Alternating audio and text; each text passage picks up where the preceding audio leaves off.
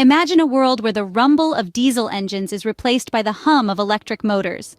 A world where the trucking industry as we know it is fundamentally changed.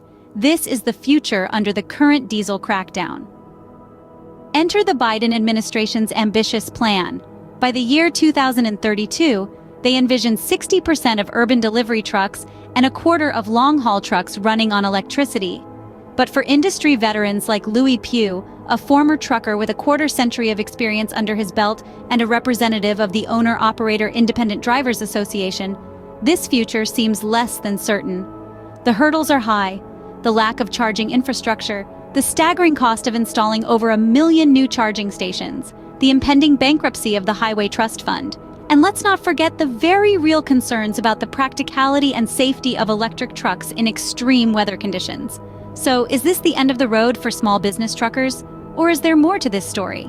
Louie Pew, a former trucker with 25 years of experience and representative of OIDA, sits down with us to share his views on this seismic shift in the industry. Louie Pew, a man of the road who has spent a quarter of a century behind the wheel, has some serious concerns about the push towards electric trucks. For him, and many like him, the transition from diesel to electric isn't as straightforward as just swapping out engines. Louie talks about the elephant in the room: the lack of charging infrastructure.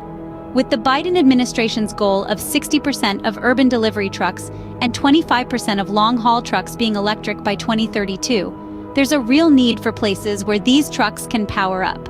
But right now, those places are few and far between. And then there's the cost.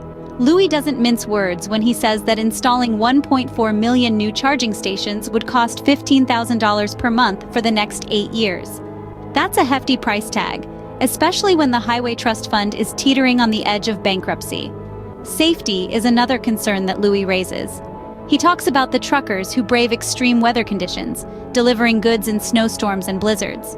The prospect of battery failure in these conditions is, quite frankly, terrifying. Louie knows he's not alone in his concerns. He represents a 150,000-strong association of truckers, many of whom share his skepticism. They see the diesel crackdown as not just a challenge, but a threat to their livelihoods. As Louie puts it, the road to electrification is not as smooth as it appears. But what does this mean for the truckers on the ground? It's a question that needs answering, and one that we'll continue to explore as we delve deeper into this issue.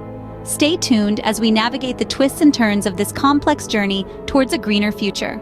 Louie Pew is not alone in his concerns. Across the nation, truckers are voicing their opposition to the diesel crackdown. It's not just a murmur, but a rising tide of discontent, a chorus of voices echoing through the trucking industry. Many are skeptical about the feasibility of transitioning to electric trucks, and rightly so. The challenges are not just logistical, but also financial and practical. Think about it.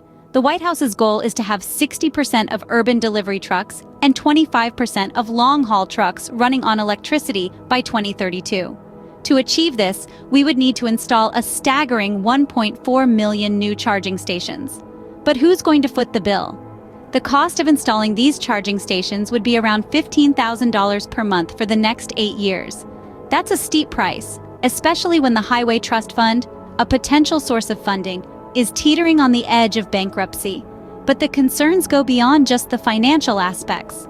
Truckers are also worried about the practicality and safety of electric trucks. Imagine being caught in a snowstorm with a battery that's about to die. It's not just a minor inconvenience, it could be a matter of life and death. Louie Pew and his 150,000-member association are just the tip of the iceberg. The opposition is widespread, with truckers from all walks of life expressing their apprehensions. They see the diesel crackdown as an insurmountable hurdle, a threat to their livelihoods.